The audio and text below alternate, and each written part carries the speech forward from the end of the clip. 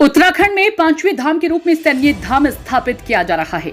यह सैन्य धाम देहरादून के गुनियाल गांव में बनाया जा रहा है, जिसके लिए प्रदेश के विभिन्न राज्यों से पवित्र जल देहरादून पहुंच गया है। देहरादून के घंटाघर में जल संग्रहण यात्रा का स्वागत प्रदेश अध्यक्ष महेंद्र भट्ट, सैनिक कल्याण मंत्री गणेश जोशी और विधायक खजान दास के साथ ही भाजपा के कार्यकर्ताओं ने किया।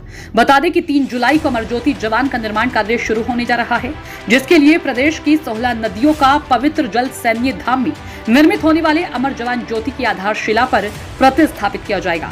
वहीं सैनिक कल्याण मंत्री गणेश जोशी ने प्रधानमंत्री नरेंद्र मोदी और सीएम धामी को धन्यवाद दिया और कहा कि यह प्रोजेक्ट सीएम धामी का ड्रीम प्रोजेक्ट है और पहले ही 1734 शहीद परिवारों के घरों के आंगन की मिट्टी देहरादून आ चुकी है, जिससे कल अमर जवान ज्योति को स्थापित किया जाएगा। वहीं आज पवित्र नदियों का जल देहरादून लाया गया है। देखिए, सबसे पहले तो मैं देश के प्रधानमंत्री नरेंद्र मोदी जी का,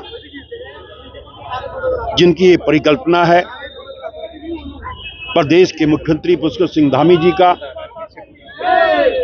जिनका ये ड्रीम प्रोजेक्ट है, प्रदेश के अध्यक्ष महेंद्र भट्ट जी का, जिन्होंने मुझे सैनिक कल्याण मंत्रालय सौंपा और इसको पूरा करने का सौभाग्य मुझे प्राप्त हो रहा है।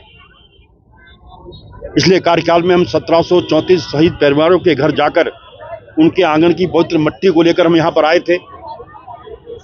कल उस पवित्र माटी से अमर जवान ज्योति, जो दिन रात शहीदों के सम्मान में जलती है, उसका प्रतिस्थापन वहाँ पर किया जाएगा।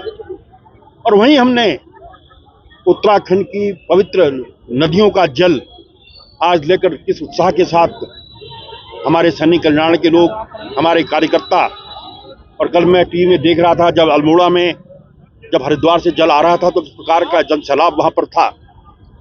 इस बात का प्रतीक है कि शहीदों के सम्मान में चाहे दिल्ली की सरकार, मोदी जी की सरकार हो, चाहे प्रदेश की पुष्कर सिंह धामी की सरकार हो, सदैव आगे रही है।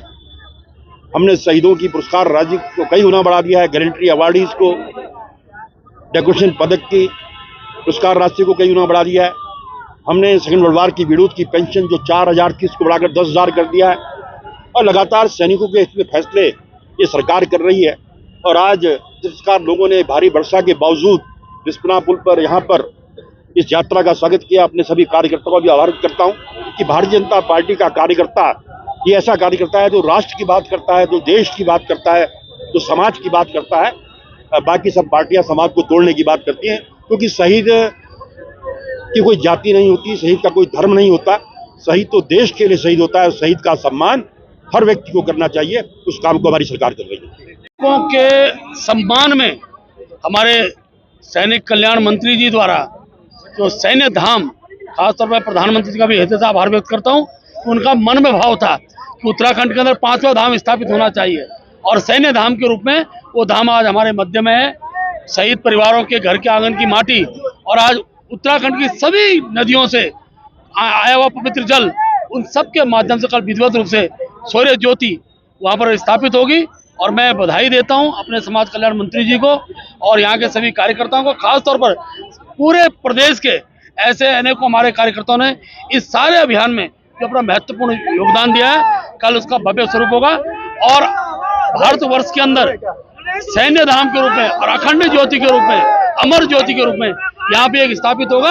और हर वर्ष ये एक सम्मान का काम यहाँ के सैनिकों के लिए जो शहीद हुए हैं, उनके सम्मान के लिए एक बहुत बड़ा प्रतीक, हमेशा के लिए यादगार के रूप में यहाँ स्थापित किया गया है। जी और भारत के रक्षा मंत्री माननीय राजनाथ सिंह जी का और लोकप्रिय मुख्यमंत्री उत्तराखंड सरकार पुष्कर सिंह धामी जी का बहुत बहुत धन्यवाद ज्ञापित करना चाहूँगा कि उन्होंने 5वां धाम स्थापित करने के लिए जो मुहिम छेड़ी थी वो आज पूरा हुआ। और इसी परिकल्पना के साथ जिस तरह से उत्तराखंड के पवित्र नदियों से जल एकत्रित करते हुए और शहीदों के आंगन की माटी को ला करके एक नया स्वरूप देने का काम किया और हमारा 5वां धाम सैनिक धाम स्थापित होने जा रहा है, जिसकी कल पूरी तरह से एक कार्यक्रम होगा।